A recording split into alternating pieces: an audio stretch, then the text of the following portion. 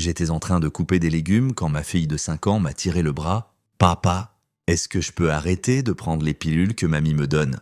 Mon sang s'est glacé. Ma belle-mère avait toujours dit qu'elles étaient bonnes pour elle. Essaie de ne pas paniquer. J'ai dit à ma fille de m'apporter le flacon. Quand un médecin l'a examiné, son visage est devenu blanc comme un linge. Il a claqué le flacon sur la table et a crié « Savez-vous ce que c'est ? Pourquoi une enfant prend-elle ça ? Qui lui a donné et pourquoi ? Mais avant de commencer, s'il vous plaît, aimez et abonnez-vous à la chaîne. Et nous serions ravis de savoir de quelle partie du monde vous nous rejoignez. Dites-le nous. Maintenant, plongeons dans l'histoire d'aujourd'hui.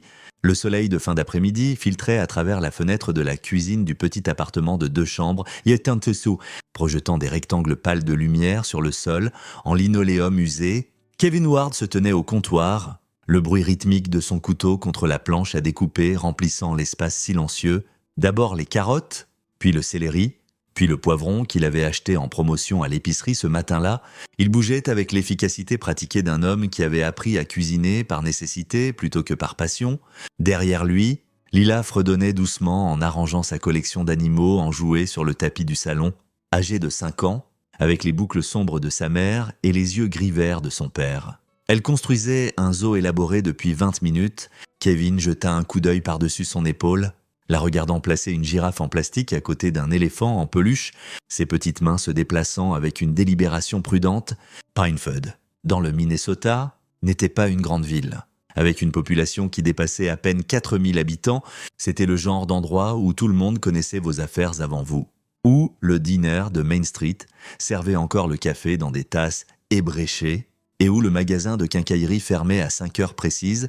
Kevin avait grandi ici, était parti pour l'université à Minneapolis et était revenu quand Claire était tombée enceinte. Il prévoyait de rester seulement quelques années, d'économiser de l'argent, puis de déménager dans un endroit avec de meilleures opportunités. C'était il y a 7 ans. Il y a 2 ans, Claire rentrait chez elle après son service à l'école primaire quand un pick-up avait grillé un feu rouge à l'intersection de la Highway 71 et de Pine Avenue. Le médecin avait dit qu'elle n'aurait rien senti.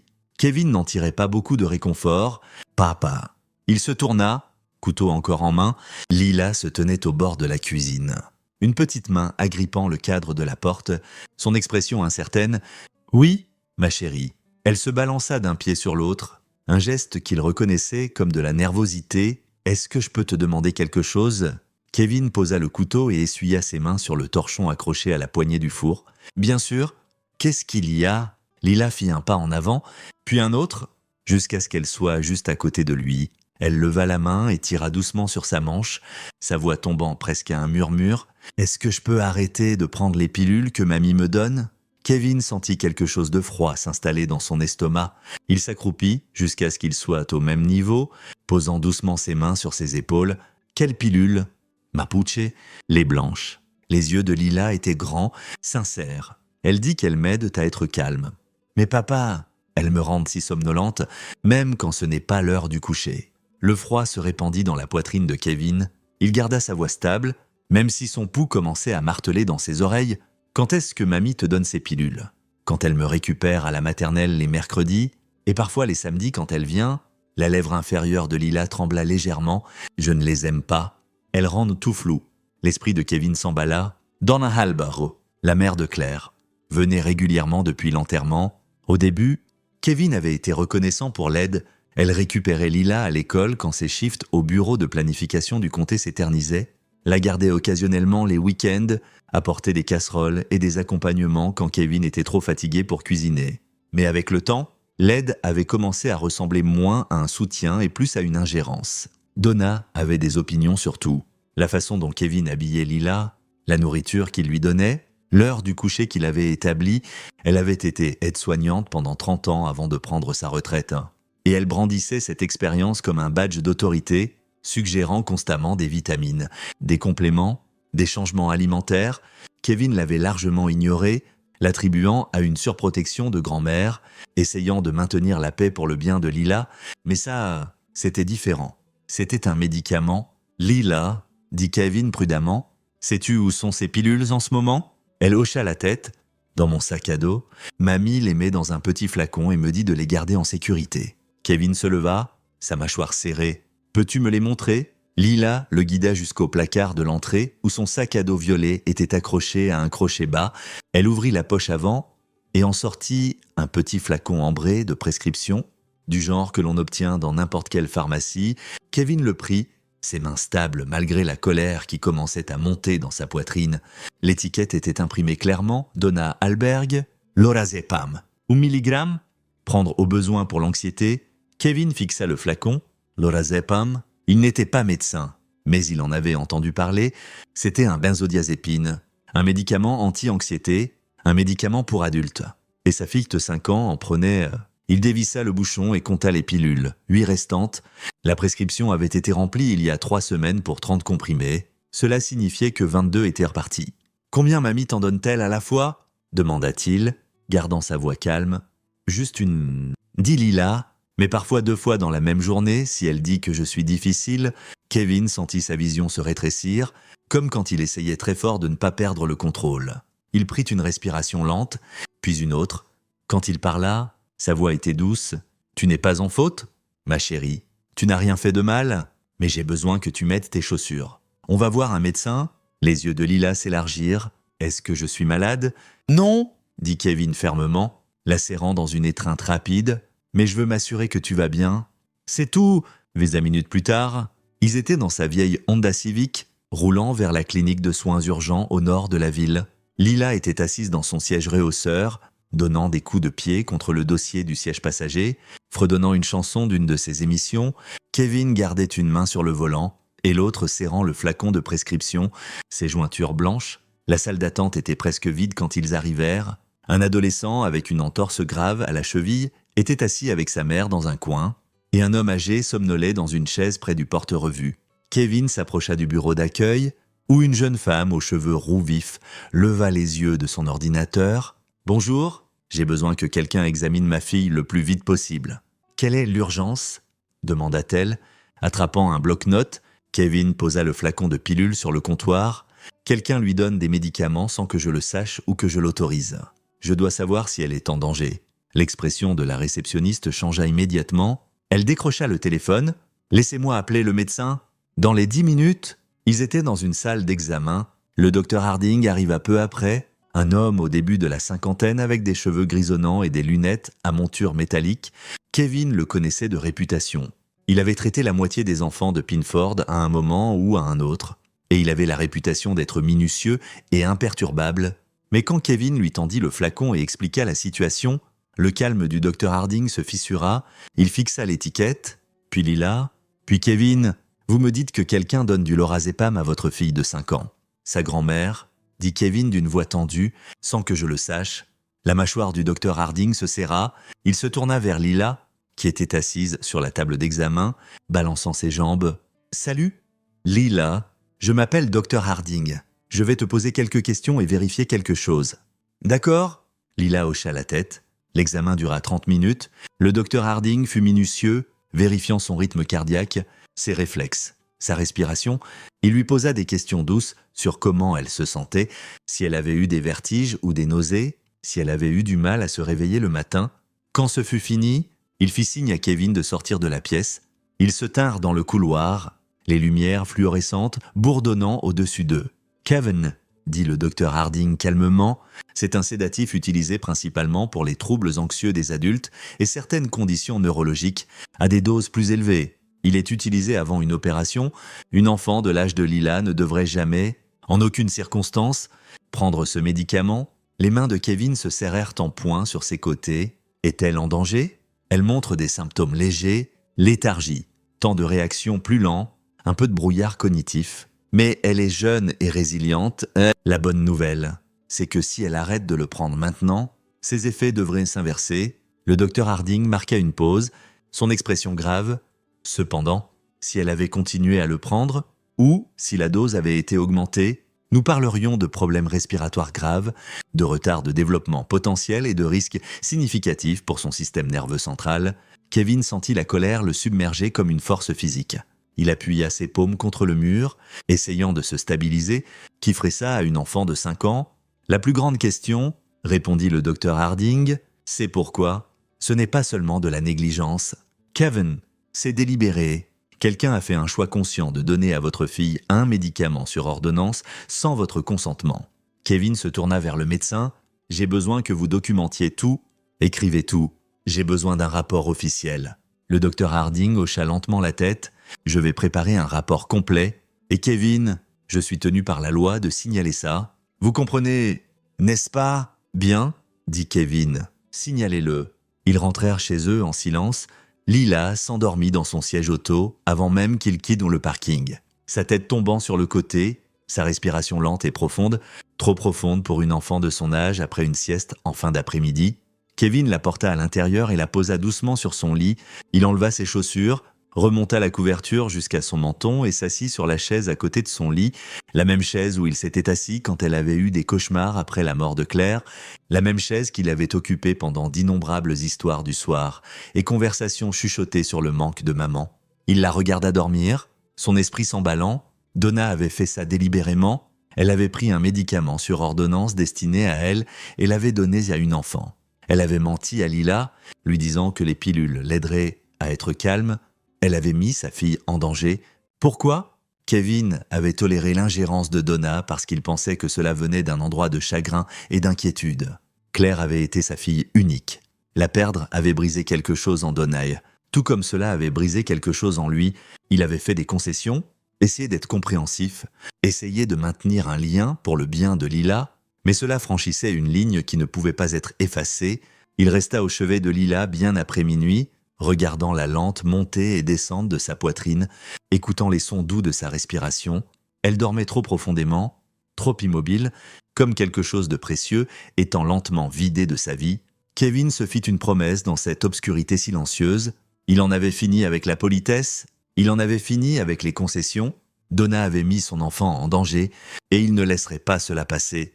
Quand il se leva enfin de la chaise et alla dans sa propre chambre, son esprit travaillait déjà sur ses prochaines étapes.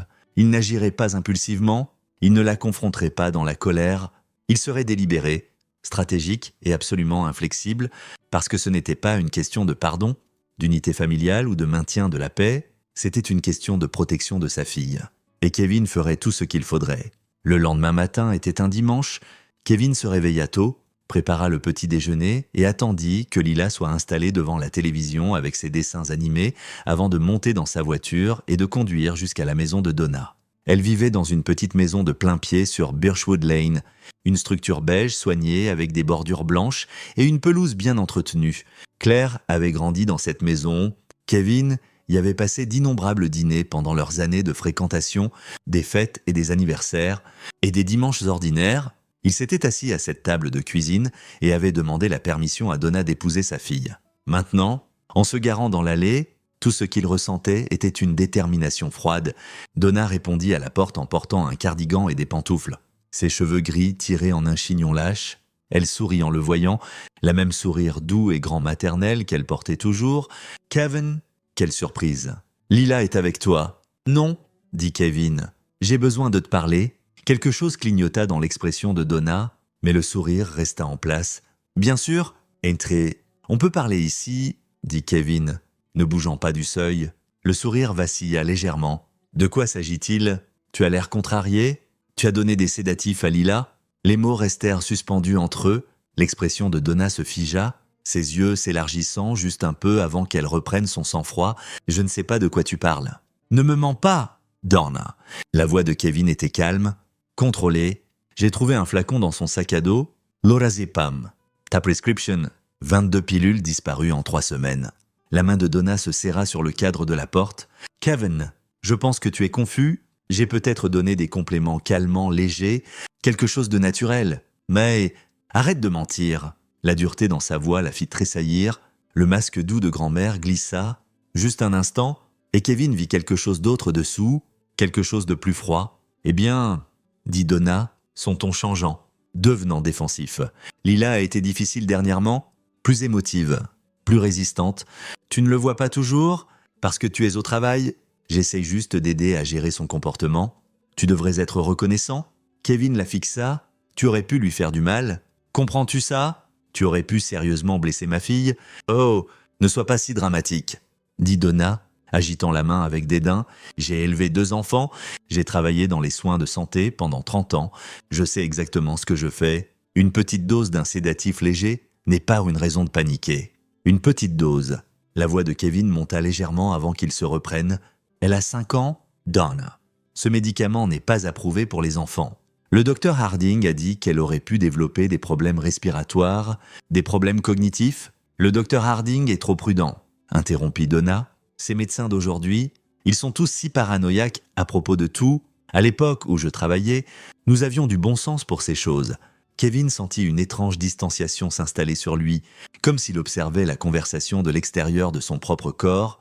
Il étudia le visage de Donna, le pli serré de sa bouche, l'angle défensif de ses épaules, l'absence complète de culpabilité ou de remords dans ses yeux. Ce n'était pas une grand-mère qui avait fait une erreur. C'était quelqu'un qui croyait n'avoir rien fait de mal. « Tu ne dois plus t'approcher de Lila », dit Kevin calmement. L'expression de Donna se durcit. « Pardon ? Tu m'as entendu ? Pas de visite ? Pas d'appel téléphonique ? Aucun contact d'aucune sorte là. Tu ne peux pas faire ça ?» dit Donna, sa voix montant. « C'est ma petite fille. J'ai des droits. Tu n'as aucun droit ?» coupa Kevin. « Tu les as perdus quand tu as décidé de droguer une enfant. Comment oses-tu » Le visage de Donna rougit. « J'ai été là pour toi depuis la mort de Claire.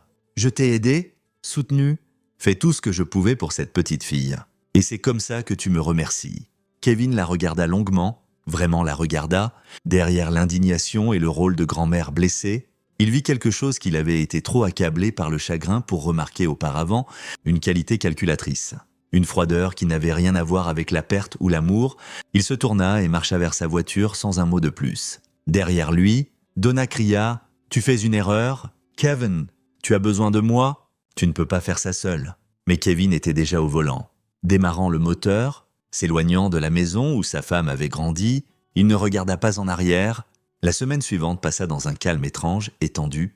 Kevin emmena Lila à l'école lui-même, la récupéra lui-même, réorganisa son emploi du temps au travail pour éliminer tout écart que Donna pourrait essayer de combler.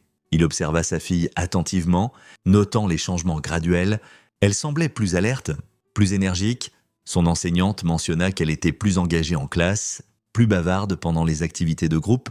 Le médicament quittait son organisme, mais Kevin ne pouvait pas chasser les questions qui tournaient sans fin dans son esprit pendant ces longues soirées après que Lila soit allée au lit. Il s'asseyait à la table de la cuisine avec une tasse de café devenue froide, tournant le flacon de prescription entre ses mains, essayant de comprendre pourquoi Donna ferait-elle ça. La réponse vint d'une source inattendue.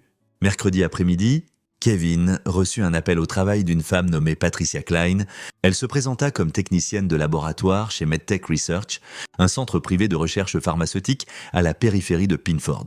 Kevin connaissait vaguement l'endroit. C'était une petite opération, menant principalement des essais cliniques et des études à long terme pour de plus grandes compagnies pharmaceutiques. « Monsieur Ward », dit Patricia, sa voix hésitante, « je ne suis pas sûre de devoir faire cet appel, mais j'y pense depuis des semaines. Et après ce que j'ai entendu, j'ai senti que je devais vous contacter. Qu'avez-vous entendu ?» demanda Kevin prudemment à propos de Donna Hallberg, à propos du médicament. « Je travaille parfois avec elle. Elle fait du consulting bénévole pour notre centre, principalement de l'analyse de données. Mais Monsieur Ward, il y a quelque chose que vous devriez savoir. » La prise de Kevin sur le téléphone se resserra. « Allez-y. » Patricia inspira. « Depuis les 3 derniers mois, Donna apporte de la documentation, des logs détaillés sur les réactions d'une enfant aux médicaments calmants, modèles de sommeil, changements comportementaux, réponses cognitives. Nous payons les participants pour des données d'observation à long terme, surtout pour les médicaments où nous suivons les patterns d'utilisation étendus. Ce sont généralement des volontaires adultes qui signent des formulaires de consentement, mais Donna affirmait avoir une autorisation complète. Le bureau sembla basculer autour de Kevin. « Que dites-vous » ?»« Je dis, » répondit Patricia calmement, que Donna était payée pour documenter la réponse d'une enfant à un médicament sédatif. Elle nous a dit qu'elle avait la permission des parents, elle a soumis des formulaires avec des signatures. Nous avons supposé que tout était légitime. La vision de Kevin se rétrécit à un seul point. Elle collectait des données sur ma fille. Je ne peux pas prouver que c'était spécifiquement votre fille, mais le calendrier correspond. Et quand j'ai entendu ce qui s'était passé, à propos du médicament découvert, j'ai réalisé que la voix de Patricia se brisa légèrement. « Monsieur Ward, je suis vraiment désolé. J'aurais dû le questionner plus attentivement. Mais Donna semblait si professionnelle, si compétente. Elle apportait ses rapports détaillés, des notes sur les dosages, les timings et les observations comportementales. Nous payons 500 $ par mois pour des ensembles de données complets. 500 $ par mois? Kevin posa le téléphone sur son bureau et pressa ses paumes contre ses yeux. Les pièces s'assemblèrent avec une clarté horrible. Ce n'était pas pour aider Lila à être calme, ce n'était pas pour gérer un comportement difficile, ce n'était même pas une préoccupation de grand-mère mal avisée. Donna avait utilisé sa fille comme sujet de recherche. Elle avait drogué une enfant de 5 ans et documenté les effets pour de l'argent. Monsieur Ward, la voix de Patricia sortit du haut-parleur du téléphone. Êtes-vous toujours là? Kevin reprit le combiné. Sa voix sortit stable, presque calme. J'ai besoin que vous gardiez chaque pièce de documentation que vous avez, chaque log, chaque enregistrement de paiement, chaque formulaire que Donna a soumis. Pouvez-vous faire ça? Oui, dit Patricia immédiatement. Oui, je peux, et j'ai besoin que vous écriviez exactement ce que vous venez de me dire. Dates, mountains, tout, je le ferai, Monsieur Ward. Je suis vraiment désolé. Si j'avais su, vous ne saviez pas, dit Kevin. Mais vous savez maintenant, et vous faites la bonne chose en me le disant. Après avoir raccroché, Kevin resta immobile à son bureau pendant plusieurs minutes. Autour de lui, ses collègues tapaient, mélangèrent des papiers et discutaient de réglementation de zonage et de permis de construire. Travail normal, préoccupation normale, vie normale, son monde venait de basculer sur son axe. Donna n'avait pas franchi une ligne par ignorance ou chagrin ou même une préoccupation mal avisée. Elle l'avait fait délibérément, systématiquement, pour profit. Elle avait regardé sa petite fille et vu des signes $. Kevin se leva, attrapa sa veste et marcha vers le bureau de son superviseur. « J'ai besoin de prendre le reste de la journée. Urgence familiale, à 17h. » Il était assis en face du docteur Harding à nouveau, cette fois sans Lila. Le médecin écouta l'explication de Kevin sur l'appel de Patricia, son expression devenant plus sombre à chaque phrase. « Ça change tout !» dit le docteur Harding quand Kevin termina. Ce n'est pas juste un usage inapproprié de médicaments, c'est de la recherche sur des sujets humains sans consentement approprié, approbation ou supervision, et en utilisant une enfant, il secoua la tête. « Kevin, vous devez impliquer les forces de l'ordre. »« Je sais, » dit Kevin, « mais j'ai besoin de documentation d'abord, des preuves, j'ai besoin que ce soit étanche. » Le docteur Harding sortit un dossier. « J'ai complété mon rapport formel sur l'état de Lila et l'usage inapproprié du médicament. Cela inclut mon opinion professionnelle que le médicament posait des risques sérieux pour sa santé et son développement. Je vais soumettre ça au service de protection de l'enfance. Mais vous devriez aussi prendre une copie pour la police. » Kevin prit le dossier. « Merci. Il y a autre chose, » ajouta le docteur Harding. « Si ce que cette femme chez MedTech a dit est vrai, si Donna a forgé des documents prétendant avoir l'autorisation parentale, c'est de la fraude. C'est de la falsification, combinée aux charges d'endangement d'enfants. Elle risque des peines pénales sérieuses. » Kevin hocha lentement la tête. Il ne ressentait aucune satisfaction, aucun sentiment de victoire, seulement une certitude froide et résolue sur ce qui devait arriver ensuite. « Je vais m'assurer qu'elle soit tenue responsable, » dit Kevin. « Pour tout ça, bien, » répondit le docteur Harding. « Votre fille mérite ça. Elle le mérite toute. » Au cours de la semaine suivante, Kevin agit avec une précision calme. Il ne confronta pas Donna à nouveau, il ne l'avertit pas de ce qui arrivait. Il rassembla simplement des preuves, pièce par pièce, construisant un dossier irréfutable. Patricia fournit des copies de chaque document que Donna avait soumis à MedTech Research. Les logs étaient accablants, des observations détaillées sur les réponses de CGL aux médicaments. Complètes avec date, heure, dosage et notes comportementales. L'écriture était clinique, détachée, traitant Lila non comme une enfant, mais comme un point de données. Sujet L a montré une somnolence accrue dans les 45 minutes suivant une dose d'1 mg, niveau d'activité réduite observé, conformité aux instructions nettement améliorée. Seconde dose administrée le même jour en raison d'un comportement résistant. Sujet est devenu notablement léthargique, début du sommeil dans les 2 heures. Semaine 3. Sujet montre un pattern de réponse consistant effets adverses minimes notés, documentation continue recommandée. Kevin lut chaque entrée, sa mâchoire serrée, luttant contre la rage qui menaçait de submerger sa planification prudente. Il trouva plus de preuves dans des endroits inattendus, en récupérant certains objets de Lila qu'elle avait laissés chez Donna, une manœuvre calculée, utilisant la veste oubliée de Lila comme excuse pour entrer dans la maison. Il avait réussi à photographier un petit carnet dans le bureau de Donna.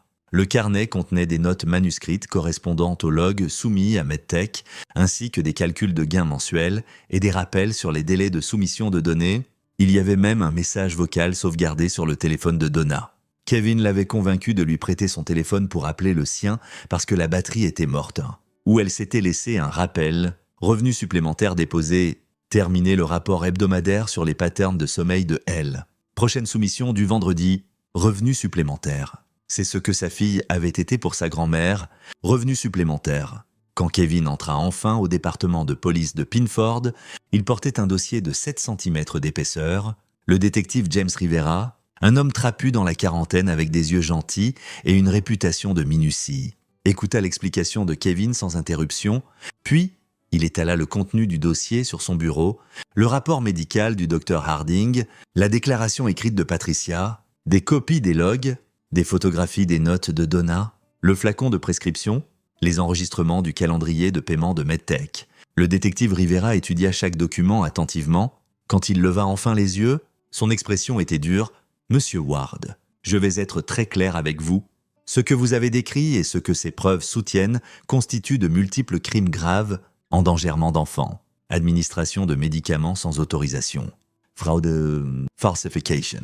Si elle a signé des documents prétendant être la gardienne de votre fille, c'est un crime majeur. Et si elle menait une recherche non autorisée sur un mineur, il secoua la tête. Nous allons devoir interroger tout le monde impliqué. La femme chez MedTech, le médecin de votre fille, peut-être même votre fille elle-même, bien que nous le ferons très prudemment vu son âge.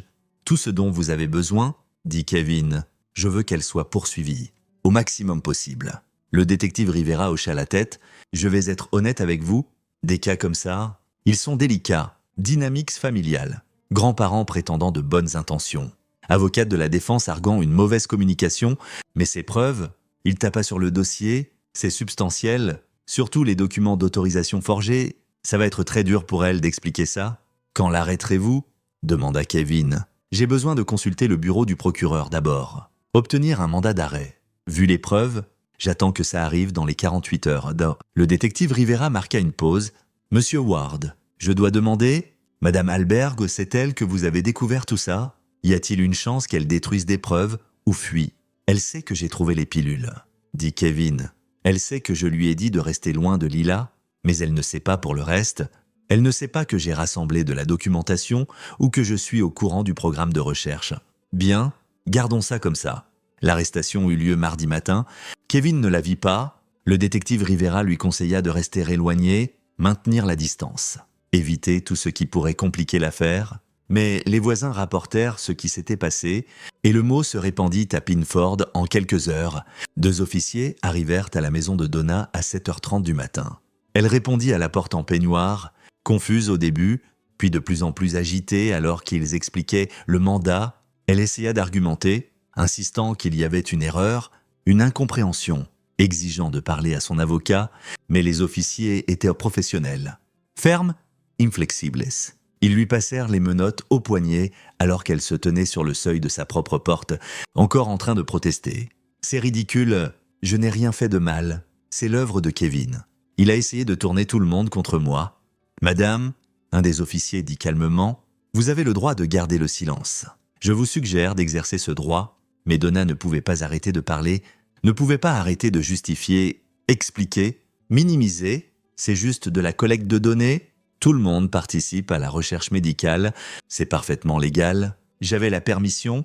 De qui ? Madame, de son père. J'avais l'autorisation. Nous avons des copies des documents que vous avez soumis. Madame Halberg. La signature ne correspond pas à celle de Monsieur Ward au dossier. Cela sembla enfin la faire taire. Ils la conduisirent à la prison du comté, la traitèrent, la photographièrent, prirent ses empreintes, fixèrent sa caution à 50 000 $. Kevin a appris tous ces détails du détective Rivera plus tard ce jour-là. Il était assis dans son salon après avoir récupéré Lila à la maternelle, tenant le téléphone à son oreille, écoutant les détails avec un étrange sentiment de détachement. Elle prétend l'ignorance, dit le détective Rivera, dit qu'elle pensait que les formulaires étaient légitimes, qu'elle a mal compris les exigences d'autorisation, qu'elle essayait seulement d'aider sa fille. Son avocat prépare déjà une défense de bonnes intentions et de malentendus procédural. « Est-ce que ça marchera ?» demanda Kevin. « Pas avec ces preuves ?» répondit le détective Rivera. La signature forgée, les logs détaillés, les paiements, les calculs du carnet, tout pointe vers un comportement délibéré et systématique. Ce n'était pas une erreur, c'était planifié. Qu'est-ce qui se passe ensuite? Audience d'inculpation dans 2 semaines. Elle plaidera formellement, vu les charges et les preuves. Le procureur est confiant que nous obtiendrons une inculpation. Après ça va au procès, à moins qu'elle accepte un accord de plaidoyer. Et si elle va au procès, alors nous présentons toutes les preuves, tous les témoins, et Monsieur Ward. La voix du détective Rivera s'adoucit légèrement. Vous pourriez être appelé à témoigner, ainsi que votre fille. Bien que nous essaierons d'éviter ça si possible. Kevin regarda à travers la pièce où Lila était assise sur le canapé. Colorant dans son livre préféré, fredonnant doucement pour elle-même, elle semblait plus lumineuse maintenant, plus présente, plus elle-même. Le brouillard léthargique qui avait caractérisé les derniers mois était parti. « Tout ce qu'il faut », dit Kevin. « Je ferai tout ce qu'il faut ». Les semaines suivant l'arrestation de Donna apportèrent un nouveau rythme étrange à la vie de Kevin. Il continua à travailler, à emmener Lila à l'école, à maintenir les routines qui donnaient structure et sécurité à leur journée, mais sous la surface ordinaire, il sentait le poids constant de ce qui arrivait. Le processus légal avançant, tirant le trauma privé de sa famille en vue publique, Lila demanda pour sa grand-mère seulement une fois. Il mangeait le dîner, des spaghettis avec des boulettes de viande, le préféré de Lila. Quand elle leva les yeux de l'enroulement de nouilles sur sa fourchette et dit « Papa, est-ce que mamie est malade ?» Kevin posa soigneusement sa propre fourchette. « Pourquoi demandes-tu ça, ma chérie ? Parce qu'elle n'est pas venue, et habituellement quand les gens ne viennent pas, c'est parce qu'ils sont malades. » Comme quand maman était à l'hôpital, Kevin sentit sa gorge se serrer. Lila avait 3 ans quand Claire était morte, et ses souvenirs de cette période étaient fragmentés. Confuse, elle se souvenait de l'hôpital, des conversations chuchotées, des adultes qui pleuraient. Elle avait demandé pour maman tous les jours pendant des mois, après, et Kevin avait répondu aussi honnêtement qu'il pouvait sans l'écraser avec le poids total de la mort. Maintenant, il choisit ses mots avec la même précision prudente. « Mamie n'est pas malade », dit-il doucement, « mais elle a fait des erreurs, elle a fait des choses qui n'étaient pas sûres, des choses qui auraient pu te blesser. Donc elle ne va pas venir pendant un moment, peut-être pour longtemps. » Lila considéra ça, son jeune visage sérieux. « Est-ce que c'est à cause des pilules ?» La poitrine de Kevin fit mal. « Oui, bébé, c'est à cause des pilules ?»« D'accord, » dit Lila simplement, puis elle revint à ses spaghettis, apparemment satisfaite de l'explication. « Les enfants, » pensa Kevin, avaient une capacité remarquable à accepter la vérité quand elle leur était donnée clairement.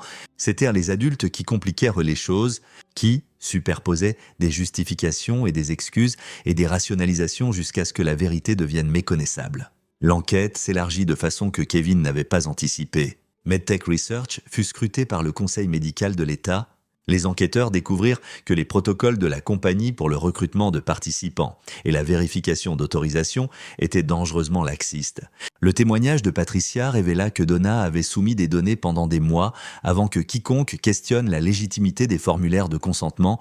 Le directeur de la facilité, le Dr Nathan Price, insista qu'il faisait confiance aux crédentials et à l'expérience de Donna.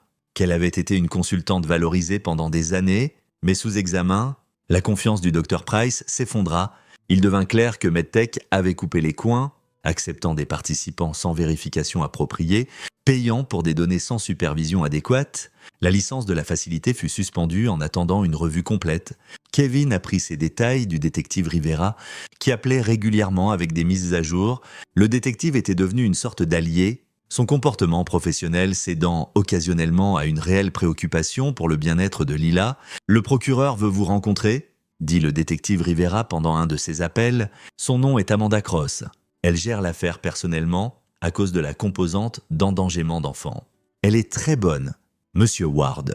Très minutieuse, Kevin rencontra Amanda Cross un jeudi après-midi gris, dans son bureau au palais de justice du comté.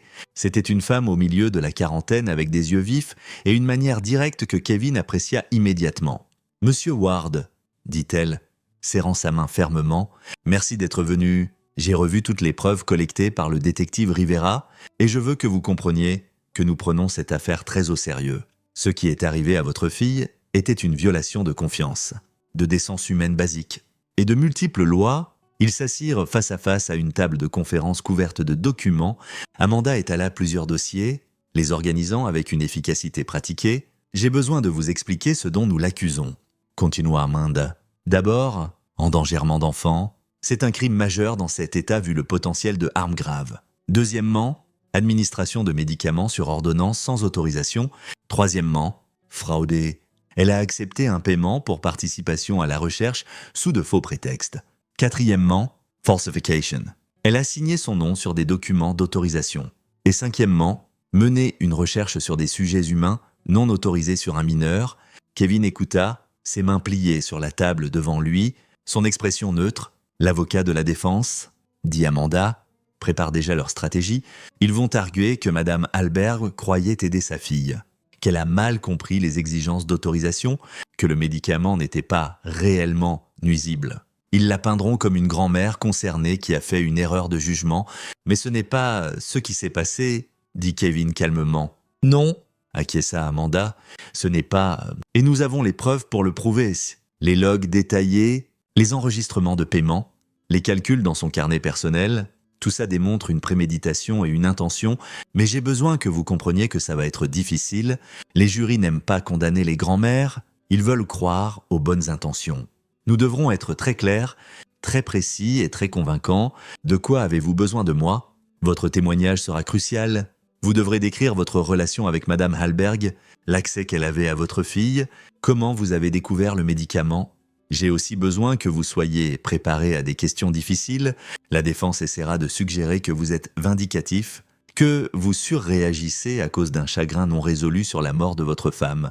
La mâchoire de Kevin se serra. Laissez-les essayer. Amanda l'étudia un moment. « Monsieur Ward, je vois que vous êtes en colère. C'est compréhensible. Mais quand vous témoignez, j'ai besoin que vous soyez calme, mesuré, factuel.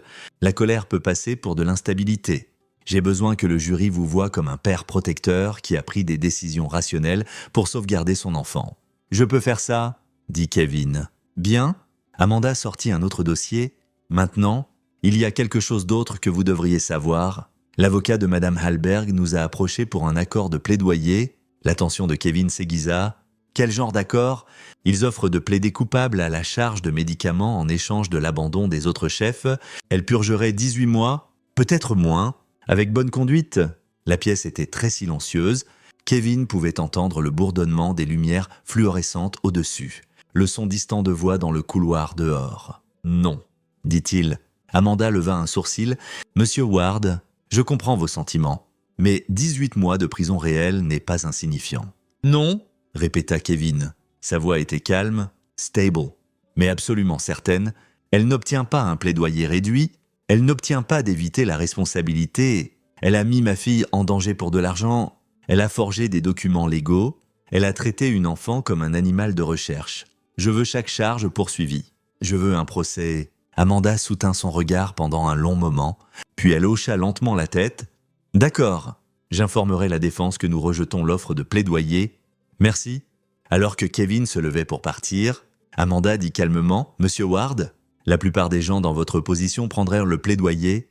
Ils voudraient la certitude, la clôture, éviter le stress d'un procès, mais je respecte votre décision et je vous promets, nous nous assurerons que le jury comprenne exactement ce qu'elle a fait. » Le procès fut programmé pour fin avril, 4 mois après l'arrestation de Donna. Dans l'intervalle, Kevin se concentra sur la reconstruction du sentiment de sécurité et de normalité de Lila. Ils établirent de nouvelles routines, de nouvelles traditions, soirée cinéma tous les vendredis, avec du popcorn et son choix de film. Randonnée le week-end au parc d'État, où Lila adorait identifier les oiseaux et collecter des roches intéressantes, histoire du soir que Kevin inventait lui-même, mettant en scène une héroïne courageuse qui résolvait des mystères et aidait les gens. Lila s'épanouit. Son enseignante rapporta qu'elle faisait un excellent travail en classe, se faisait des amis, participait avec enthousiasme aux activités. Les ombres qui avaient caractérisé ces mois de drogue étaient parties, mais Kevin resta vigilant. Il garda le flacon de prescription dans une boîte verrouillée dans sa chambre, preuve préservée pour le procès. Il maintenait des enregistrements détaillés de la récupération de Lila, pattern de sommeil, niveau d'énergie, observations comportementales. Il documentait tout. créant un contraste frappant entre l'enfant brumeuse et léthargique que Donna avait créé et la fille lumineuse et énergique qui avait émergé. Un soir, Kevin reçut un visiteur inattendu. Il répondit au coup à sa porte pour trouver un homme dans la soixantaine, grand et mince, avec des traits burinés et des yeux incertains. « Monsieur Ward, mon nom est Paul Halberg. J'étais marié à Donna. » Kevin savait qui il était, le père de Claire, l'autre grand-père de Lila. L'homme était parti quand Claire avait 12 ans. Divorçant de Donna et déménageant en Oregon, Kevin l'avait rencontré seulement 2 fois. Au mariage et à l'enterrement de Claire, « Que voulez-vous » demanda Kevin. Pas méchamment, mais pas chaleureusement non plus. Paul se dandina inconfortablement. « J'ai entendu ce qui s'est passé. À propos de l'arrestation, je sais que je n'ai aucun droit d'être ici, mais j'avais besoin de vous dire quelque chose. » Kevin l'étudia un moment, puis s'écarta. Entrés, ils s'assirent dans le salon. Lila déjà endormie dans sa chambre. Paul déclina l'offre de café, s'asseyant au bord du canapé avec ses mains jointes entre ses genoux. « J'ai quitté Donna il y a 23 ans, commença Paul, parce que j'ai réalisé qu'elle n'était pas qui je pensais. Quand Claire était jeune, peut-être 7 ou 8 ans, Donna a commencé à la rendre malade. Le sang de Kevin se glaça. Quoi ? Pas évidemment, pas dramatiquement, juste des petites choses. Lui donner des médicaments quand elle n'en avait pas besoin, la garder à la maison de l'école avec des maladies vagues, l'emmener chez médecin après médecin, cherchant des diagnostics. Je n'ai pas compris ce qui se passait au début. Je pensais que Donna était juste surprotectrice, trop inquiète. La voix de Paul était lourde de vieux regrets, puis je l'ai surprise, en train de donner à Claire un médicament qui m'avait été prescrit, quelque chose pour mon mal de dos. Elle le donnait à Claire et disait au médecin que Claire avait des douleurs inexpliquées. Les mains de Kevin se serrèrent sur l'accoudoir de sa chaise. Je l'ai confrontée, continua Paul. Lui ai demandé ce qu'elle fichait, et elle m'a regardé comme si j'étais déraisonnable. A dit qu'elle documentait les symptômes de Claire pour la recherche médicale, que les médecins avaient déjà besoin de données à long terme, qu'elle était payée pour des journaux de santé détaillés. Il rit amèrement. J'ai pris Claire et je suis parti. J'ai demandé le divorce. J'ai lutté comme un fou pour la garde. Mais Donna était intelligente. Elle avait une bonne réputation dans la communauté médicale, beaucoup de connexions professionnelles. Le tribunal lui a donné la garde primaire, et je n'ai eu que les visites d'été. « Pourquoi n'avez-vous pas dit à quelqu'un » demanda Kevin, sa voix tendue. « Je l'ai fait », j'ai dit aux avocats, aux travailleurs sociaux, à quiconque voulait écouter, mais je n'avais pas de preuves, juste des soupçons et des préoccupations, et Donna était très bonne pour jouer la victime. Pour me peindre comme un ex-mari instable faisant des accusations par dépit, Paul rencontra les yeux de Kevin quand Claire a choisi de rester avec Donna après avoir eu 16 ans. Mais quand elle m'a exclu de sa vie, j'ai pensé que Donna l'avait empoisonnée contre moi. J'ai essayé de l'avertir quand elle est tombée enceinte de Lila, essayé de lui dire d'être prudente, de surveiller les signes. Mais Claire ne voulait pas l'entendre. Elle pensait que j'étais amer à cause du divorce. Kevin s'adossa dans sa chaise. Traitant cette information, Claire n'a jamais mentionné rien de tout ça. Elle ne se souvenait probablement pas de la plupart. Donna a arrêté après mon départ, arrêté de la rendre malade. Claire se souvenait juste que je l'avais abandonnée, que sa mère avait été là. La voix de Paul se brisa, et maintenant Donna a fait la même chose à ma petite fille. L'histoire se répète. Et cette fois, quelqu'un l'a vraiment arrêtée. Ils restèrent assis en silence un long moment. Je témoigne au procès, dit Paul enfin. Le procureur m'a contacté, je vais leur dire tout. Même si c'est vieux, même si je n'ai pas de preuves, peut-être que ça aidera à montrer un pattern, peut-être que le jury comprendra que ce n'était pas une erreur unique. Merci, dit Kevin calmement. Ne me remerciez pas. J'aurais dû faire plus il y a des années, aurais dû lutter plus fort. Peut-être que si je l'avais fait, Claire aurait vu la vérité, peut-être qu'elle serait encore... Paul s'interrompit, incapable de finir la phrase. Kevin marcha vers la porte. Avant de partir, Paul se tourna. « Vous faites la bonne chose, monsieur Ward.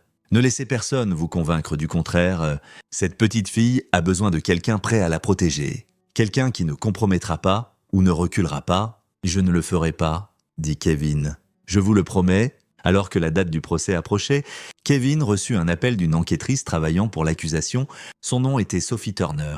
Et elle se spécialisait dans les cas impliquant la fraude médicale et le bien-être des enfants. « Monsieur Ward, » dit Sophie, « j'ai fouillé dans le passé de Madame Halberg et j'ai trouvé des informations intéressantes Elle a été licenciée de 3 établissements de soins différents au cours de sa carrière. » Kevin se pencha en avant. « Licenciée.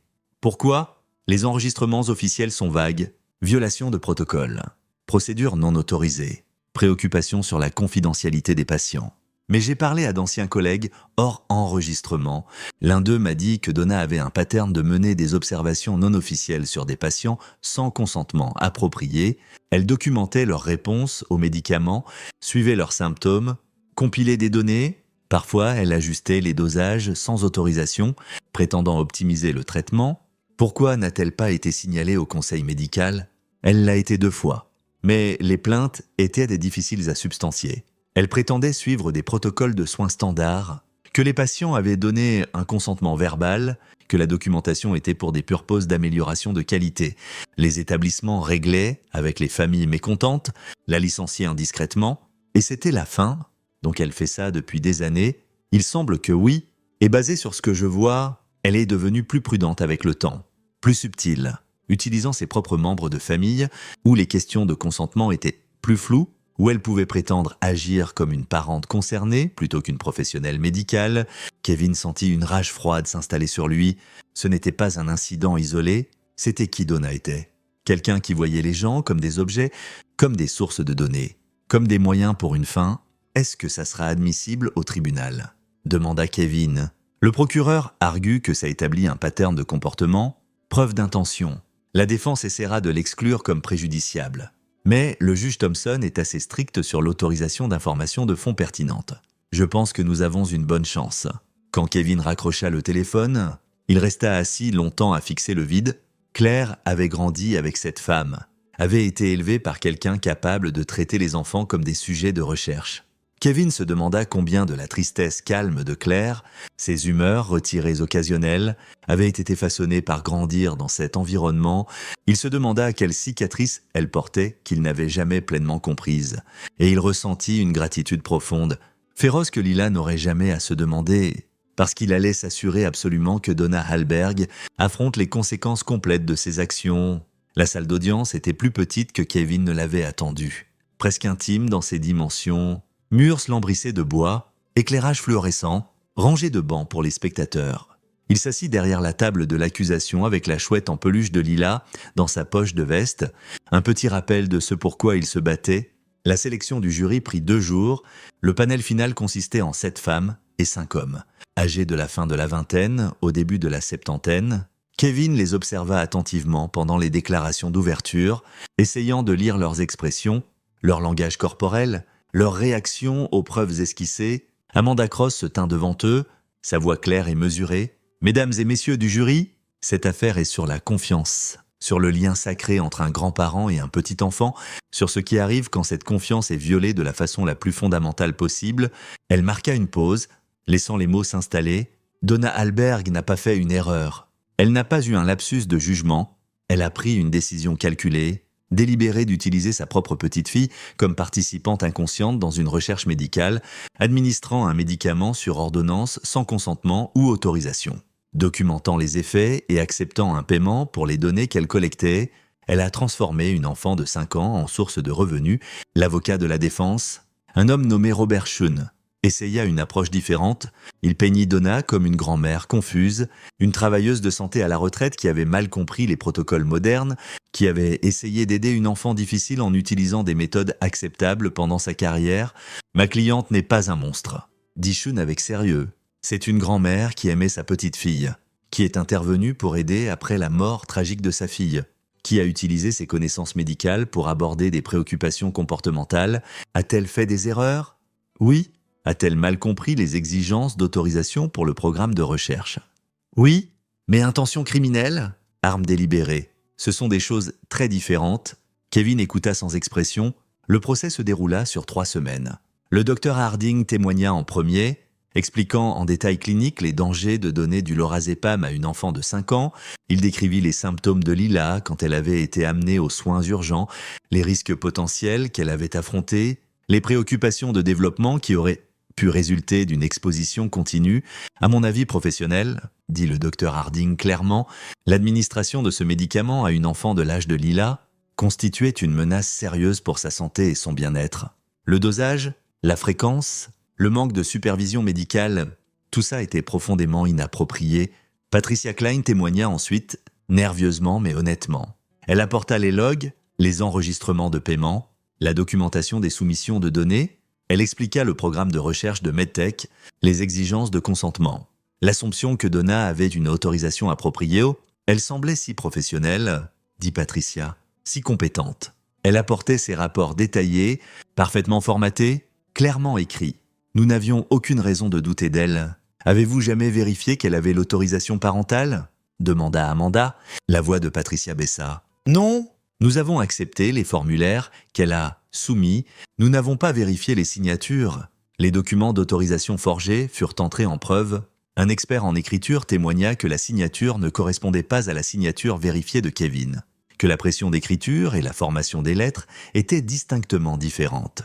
Paul Alberg témoigna sur ses expériences avec Donna des années plus tôt, sur ses soupçons concernant les maladies d'enfance de Claire, sur le pattern de comportement qu'il avait observé. La défense objecta répétément, arguant que des événements de décennies passées n'étaient pas pertinents pour les charges actuelles, mais le juge Thompson permit le témoignage comme information de fond. J'ai essayé d'avertir les gens, dit Paul, sa voix épaisse de regret, mais je ne pouvais rien prouver, alors peut-être maintenant, avec ces preuves, les gens comprendront enfin ce qu'elle est. Puis ce fut le tour de Kevin. Il marcha vers la barre des témoins avec des pas stables, posant sa main sur la Bible, jura de dire la vérité, s'assit et fit face à la salle d'audience. Le jury, le juge Dorna, assise à la table de la défense avec ses mains pliées et son expression soigneusement neutre, Amanda lui demanda de décrire sa relation avec Donna, l'accès qu'elle avait eu à Lila, la découverte du médicament. Kevin parla calmement, factuellement, sans embellissement ou dramatique. Il décrivit trouver le flacon de pilule, l'explication de Lila sur les effets du médicament, le trajet aux soins urgents. Il décrivit sa confrontation avec Donna, ses réponses défensives, son absence complète de remords. Quand je lui ai dit qu'elle aurait pu nuire à ma fille, dit Kevin, sa voix égale, elle m'a dit que j'étais dramatique. Elle a dit qu'elle savait ce qu'elle faisait. Elle a dit que je devrais être reconnaissant. Madame Halberg s'est-elle jamais excusée ? Demanda Amanda. Non. Pas une fois ? A-t-elle jamais exprimé de l'inquiétude pour le bien-être de Lila ? Non. Seulement de l'inquiétude d'être accusée de mal faire. Sean le contre-interrogea attentivement, essayant de suggérer que Kevin surréagissait, que son chagrin sur la mort de sa femme l'avait rendu paranoïaque, qu'il avait mal interprété les intentions de Donna. N'est-ce pas vrai, Monsieur Ward, que Madame Halberg a fourni une aide significative après la mort de votre femme, qu'elle était supportive, impliquée, attentionnée? Elle était impliquée, acquiesça Kevin. Mais il s'avère qu'elle utilisait cette implication pour accéder à ma fille à des fins de recherche. Ce n'est pas ce que j'ai demandé. C'est ma réponse. Sean changea de tactique. Vous étiez en colère contre Madame Halberg, n'est-ce pas? En colère qu'elle questionne votre parentalité. En colère qu'elle offre des conseils. J'étais frustré parfois. Oui, mais je n'étais pas en colère au point de fabriquer des charges criminelles contre elle. Mais vous avez coupé tout contact immédiatement. Sans lui donner une chance d'expliquer, Kevin rencontra les yeux de Sean stablement quand j'ai découvert qu'elle droguait ma fille de 5 ans. Oui, j'ai coupé le contact. C'est ce que tout parent raisonnable ferait. Le contre-interrogatoire continua pendant plus d'1 heure, mais Kevin resta calme, consistent, inébranlable. Il ne perdit pas son tempérament, il n'exagéra pas ou ne dramatisa pas, il dit simplement la vérité. Quand il descendit enfin de la barre des témoins, Amanda lui donna un petit hochement approbateur. Donna témoigna pour sa propre défense. Elle s'assit dans la boîte des témoins portant une robe bleu marine conservatrice, ses cheveux stylés proprement, son expression arrangée en dignité blessée. Sean la guida à travers sa version des événements. Elle avait été une grand-mère dévouée. Elle était intervenue pour aider après la mort de Claire. Elle avait été concernée par les problèmes comportementaux de Lila. Elle avait consulté ses connaissances médicales et fourni ce qu'elle croyait être une intervention appropriée. « Je n'ai jamais voulu lui faire de mal », dit Donna, sa voix tremblant légèrement. « J'aime Lila. Tout ce que j'ai fait était par souci pour son bien-être. Pouvez-vous expliquer la participation au programme de recherche ?»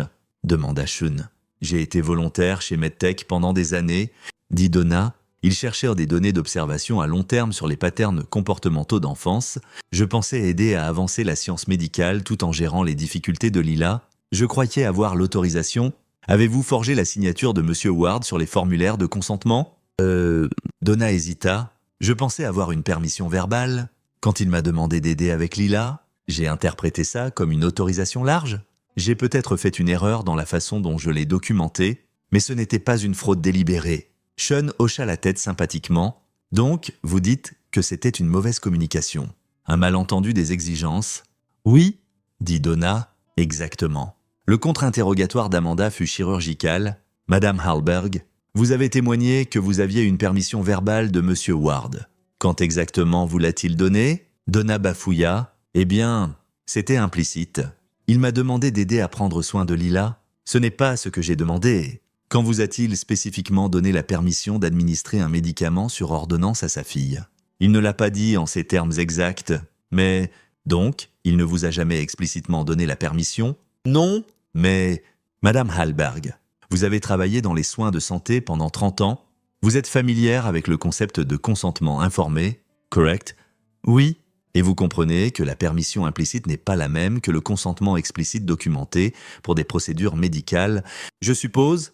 Mais dans des situations familiales, répondez oui ou non, s'il vous plaît. Comprenez-vous que la permission implicite n'est pas suffisante pour administrer un médicament sur ordonnance à un mineur? La mâchoire de Donna se serra. Oui. Amanda leva une des entrées de log. Ceci est de la documentation que vous avez soumise à MedTech. Ça dit, sujet L a montré une somnolence accrue dans les 45 minutes suivant une dose d'1 milligramme. Niveau d'activité réduite observé? Est-ce que ça sonne comme le langage d'une grand-mère concernée? J'étais professionnel. Ou est-ce que ça sonne comme quelqu'un menant des observations cliniques? J'étais en train de documenter pour pouvoir l'aider mieux. Vous avez écrit sur votre petite fille comme si elle était un rat de laboratoire. La voix d'Amanda resta calme, mais les mots atterrirent avec une précision dévastatrice. Vous avez suivi ses réponses. Vous avez calculé les dosages. Vous avez documenté les patterns de sommeil et les changements comportementaux, et vous avez accepté 500 $ par mois pour le faire. J'avais besoin de l'argent. Le calme de Donna craqua enfin. Savez-vous à quel point tout est cher? Ma pension ne couvre pas. Elle s'arrêta abruptement, réalisant ce qu'elle avait admis. La salle d'audience était absolument silencieuse. Donc c'était pour l'argent? Dit Amanda calmement. Vous avez drogué une enfant de 5 ans parce que vous aviez besoin de l'argent? Le visage de Donna rougit. Ce n'est pas « j'ai aidé les deux », aider Lila et aider la recherche. Ce n'était pas juste pour... Mais l'argent était un facteur, je ne l'ai pas blessée. Le docteur Harding a témoigné qu'elle aurait pu développer des problèmes respiratoires graves, que l'exposition continue aurait pu causer des retards de développement. Avez-vous écouté ce témoignage? Madame Hallberg, j'étais prudente. Vous lui avez donné un médicament non prescrit pour elle. Vous lui avez donné des dosages pour adultes. Vous lui avez donné plusieurs doses en une seule journée quand elle ne se conformait pas à vos souhaits. C'est ce que montrent les logs. Amanda posa le document. Comment tout ça est-il être prudent? Donna n'avait pas de réponse. Les plaidoiries finales s'étirèrent sur tout un après-midi. Sean fit de son mieux pour peindre Donna comme une grand-mère imparfaite, mais bien intentionnée qui avait pris de mauvaises décisions. Il souligna son âge, son chagrin sur la perte de sa fille, ses décennies de service dans les soins de santé. Il demanda au jury de considérer que les erreurs ne devraient pas être criminalisées, que l'absence de armes réelles devrait être pesée contre les charges. La plaidoirie d'Amanda fut précise et puissante. Mesdames et messieurs, cette affaire n'est pas sûre si Donna Hallberg aimait sa petite fille. Ce n'est pas sûr si elle était triste de la mort de sa fille. Ce n'est même pas sûr si elle croyait faire la bonne chose. Elle marqua une pause, établissant un contact visuel avec chaque juré. Cette affaire est sur ce qu'elle a réellement fait. Elle a pris un médicament sur ordonnance destiné à l'anxiété adulte et l'a donné à une enfant de 5 ans. Elle a documenté les effets, elle a accepté un paiement, elle a forgé des documents d'autorisation. Ce sont des faits soutenus par des preuves irréfutables. Amanda fit un geste vers les pièces à conviction étalées sur la table de l'accusation. La défense veut que vous croyiez que c'était un malentendu. Mais regardez les logs, regardez la documentation prudente, regardez les calculs dans son carnet personnel. Ce n'était pas de la confusion. C'était un comportement délibéré, systématique. C'était une femme qui a regardé sa petite fille vulnérable et vu une opportunité d'affaires. Elle laissa ça s'installer. La défense vous a demandé de considérer qu'aucun arme permanent n'est survenu, mais c'est seulement parce que Kevin Ward a découvert ce qui se passait et l'a arrêté immédiatement. S'il n'avait pas trouvé ce flacon de pilule, si Lila ne lui avait pas dit qu'elle se sentait somnolente, combien de temps ça aurait continué? Combien de harmes auraient pu résulter? Nous ne pouvons pas savoir... Mais nous savons que le docteur Harding a témoigné que des dommages graves étaient possibles. Probable si le comportement avait continué, la voix d'Amanda s'adoucit légèrement. Cette petite fille faisait confiance à sa grand-mère. Après avoir perdu sa mère, elle avait besoin d'amour, de stabilité, de sécurité. Au lieu de ça, elle a eu un médicament qui la rendait brumeuse et fatiguée. Elle a été transformée en sujet de recherche sans son savoir ou consentement. Elle a été trahie par quelqu'un qui aurait dû la protéger. Elle marcha vers sa table, puis se tourna une dernière fois. « Quand vous délibérez, je vous demande de vous souvenir de quelque chose de simple. Si un étranger avait fait ça à une enfant, hésiterions-nous à l'appeler criminel? Chercherions-nous des excuses? Suggérerions-nous que c'était un malentendu? Ou l'appellerions-nous exactement ce que c'est? Endangèrement d'enfant, fraude, falsification et une violation de tout ce que nous croyons sur la protection des vulnérables. » Elle s'assit. Kevin observa les visages du jury et vit plusieurs d'entre eux hocher légèrement la tête. Le jury délibéra pendant 2 jours et demi. Kevin passa ce temps à essayer de maintenir la normalité pour Lila, l'emmenant à l'école, aidant avec les devoirs, lisant des histoires du soir, mais son esprit était toujours partiellement dans cette salle d'audience, se demandant ce que le jury discutait, ce qu'il pensait, si la justice prévaudrait. Le 3e jour, le détective Rivera appela. « Ils ont un verdict ?» Kevin arrangea pour qu'une voisine garde Lila et conduisit au palais de justice. La salle d'audience se remplit rapidement. Les nouvelles de l'affaire s'étaient répandues à Pineford et les gens voulaient voir la conclusion. Kevin s'assit au même endroit qu'il avait occupé tout au long du procès. Amanda lui donna un bref sourire encourageant.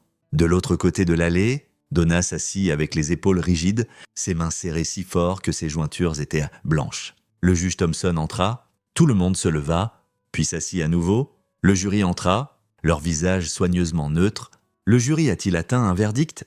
demanda le juge Thompson. Le contremaître, une femme d'âge moyen qui avait travaillé comme enseignante au lycée pendant 20 ans, s'éleva. « Nous l'avons, votre honneur, sur la charge d'endangement d'enfants. Comment jugez-vous?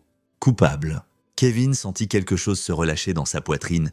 Sur la charge d'administration de médicaments sans autorisation, coupable. Sur la charge de fraude, coupable. Sur la charge de falsification, coupable. Sur la charge de mener une recherche sur des sujets humains non autorisés, coupable. Donna fit un petit son, quelque chose entre un halètement et un sanglot. Sean posa une main sur son épaule, mais elle la secoua. Le juge Thompson remercia le jury et fixa la sentence pour 2 semaines plus tard. L'audience de sentence fut brève. Le juge Thompson écouta la plaidoirie de la défense pour la clémence. L'âge de Donna, son absence de casier judiciaire antérieur, son histoire de service dans les soins de santé. Sean argua que la probation et le service communautaire seraient appropriés, que l'incarcération ne servirait à rien. Amanda argua pour la sentence maximale, soulignant la gravité des crimes, la vulnérabilité de la victime, la nature calculée du comportement. Le juge Thompson considéra seulement quelques minutes avant de rendre sa décision. « Madame Hallberg, j'ai revu les preuves de cette affaire extensivement. J'ai considéré votre passé, vos circonstances, vos intentions déclarées, mais je reviens toujours à un fait fondamental. Vous avez traité une enfant comme une source de revenus, vous lui avez sciemment donné un médicament non prescrit pour elle. Vous avez documenté les effets, vous avez accepté un paiement, et quand confronté, vous n'avez montré aucun remords, seulement de la défensive et du déni. » Donna s'assit immobile, fixant droit devant. « Ce n'était pas un lapsus momentané de jugement, » continua le juge Thompson. « C'était un comportement soutenu, délibéré sur une période de mois. Vous avez violé la confiance de votre propre petite fille. Vous avez mis en danger sa santé et son développement, et vous l'avez fait pour de l'argent. » Il serra la mâchoire. « Je vous condamne à 5 ans dans l'établissement correctionnel de l'État, suivi de 3 ans de probation supervisée. Vous serez tenu de compléter un counseling et serez interdite de tout contact avec des mineurs sans supervision.